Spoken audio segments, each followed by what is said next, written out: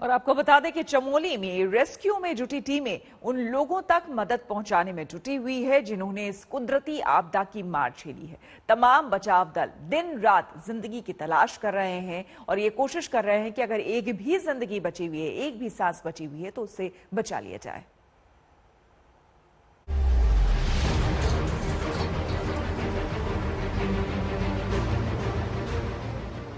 नदी का प्रचंड वेग और उस पर लोहे की सीढ़ी के सहारे पार जाने का रास्ता बनाते जवान।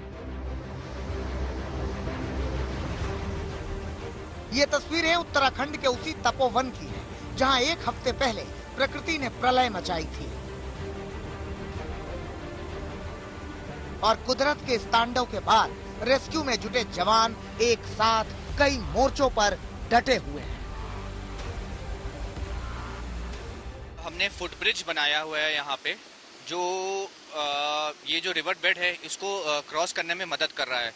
फिलहाल जब तक हमारा बेली ब्रिज जो एक परमानेंट ब्रिज बनने वाला है, तब तक हम इसका इस्तेमाल करके इस पार से उस पार भेज सकते हैं लोगों को। रेस्क्यू टीमों की पहली कोशिश तपोवन में पसरे मलबे को जल्द से जल्द हटाने की है, ताकि तबाही के हफ्ते भर बाद भी जिंदगी की कोई आस मदद से महरूम न रहे। और दूसरी कोशिश उन लोगों तक राहत पहुंचाने की है जिसके गांव कुदरत के इस मार में पूरी तरह से कट गए हैं। लोहे की इन सीढ़ियों के जरिए ऐसे ही गांवों तक पहुंच बनाने का प्रयास हो रहा है। साथ ही पत्थरों की मदद से गांवों को जोड़ने के लिए रास्ता बनाने का काम भी जारी है। इतना ही नहीं, उफनाती हुई नदी के ऊपर से ट्रॉली के सहारे गांव वालों के लिए इस पार आने जाने का अस्थायी इंतजाम भी कर दिया गया है। हम इस समय ट्रॉली के माध्यम से इस नदी को पार कर रहे हैं जहां पर तबाही देखने को मिली थी। अगर आप देखें, सामने डैम है और ये वो गांव हैं जो इस नदी में तबाही होने के बाद से कट गए थे बाकी के क्षेत्र से।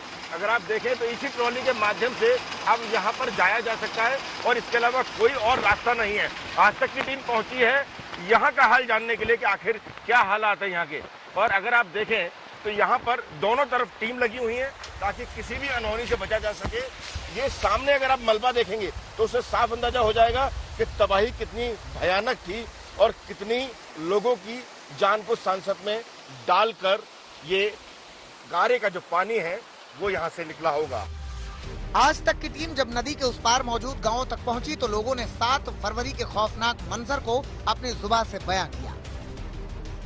यहाँ तो सारी है तो मेरे आंखों के सामने आए। मैं पहली बार था उसी पुल के बगल पे, मेरे सामने है पूरा ये मलबा इकट्ठा ही पूरा ही। ऐसा लग रहा था कि पूरा पहाड़ टूट गया होगा। आईटीबीपी के जवानों ने इन गांवों में राहत कैंप भी लगा रखे हैं ताकि लोगों को जरूरत की चीजें मुहैया कराई जा सके। तपोवन में तबाही के बीच गांव की ओर कुछ ऐसा भी देखने को मिला जो चौंका देने वाला था। नदी की तेज धार ने पूरे डैम को बर्बाद कर दिया, लेकिन डैम के पास मौजूद मंदिर पूरी तरह सुरक्षित है। गारा जो है वो बिल्कुल ऊपर तक दिखाई देगा आपको, लेकिन आस्था का केंद्र ये मंदिर इतनी बड़ी चट्टानों की तरह मजबूत, दीवारों को तो तबाही के पानी ने नेस्तनाबूद कर दिया, मगर इस मंदिर को छू नहीं पाए। ये मंदिर अभी भी वैसा खड़ा हुआ है। धौली गंगा और ऋषि गंगा नदियों के संगम पर बसा रैली गांव भी नए सिरे से जिंदगी की शुरुआत करने की जद्दोजहद कर रहा है। ऑपरेशन में जुटी टीमें भी इसी कोशिश में हैं कि रेस्क्यू ऑपरेशन जल्द पूरा कर लोगों के जख्मों को कम कर सके। चमोली से दिलीप सिंह राठौर के साथ आज तक ब्यूरो।